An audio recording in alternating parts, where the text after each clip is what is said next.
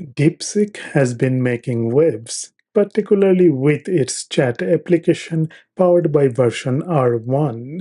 In my previous video, I discussed DeepSeek R1 and V3. But did you know that this Chinese company also has text to image generation models? One such model is called Janus. Now, whether it's pronounced Janus or Hanus is up for debate. But that's not our focus today. What's intriguing is DeepSeek's bold claim Janus Pro outperforms OpenAI's DALL-E 3, which is available with ChatGPT. That's a big statement.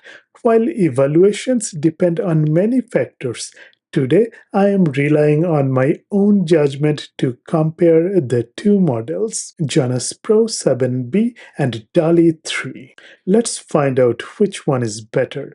DeepSeek's Janus Pro 7B model is available on Hugging Face.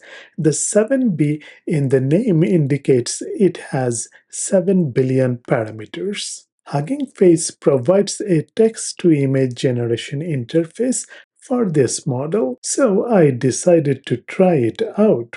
The first prompt I am going to use is generate a realistic image of sunrise in El Paso, Texas. Janus Pro 7B produced some images, and if you are familiar with El Paso, you know it's in the Chiawan Desert. We don't have many trees here. The images looked decent with a skyline resembling downtown El Paso. However, the trees felt out of place. The distant mountains were a nice touch, giving a feel of the Franklin Mountains. Now, let's see what DALL-E 3 generates using the same prompt. Wow, this image is impressive. It looks like it was drawn from a mountain, capturing the town's layout. The desert vegetation and mountainous terrain feel accurate. Based on this comparison, DALL-E 3 ranks higher than Janus Pro 7B for this prompt.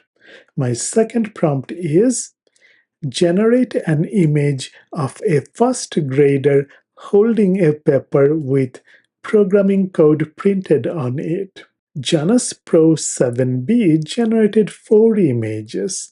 However, there were several issues. The faces were covered by the paper, fingers looked unnatural, ears weren't well rendered, the eyes had inconsistent shapes. The programming code was gibberish, understandable as text rendering is a challenge for AI models. Now let's try DALL-E 3 with the same prompt. Wow, this image is impressive. The first grader's smile feels natural, and though the programming code is still gibberish, it's slightly better than Janus Pro 7B's output.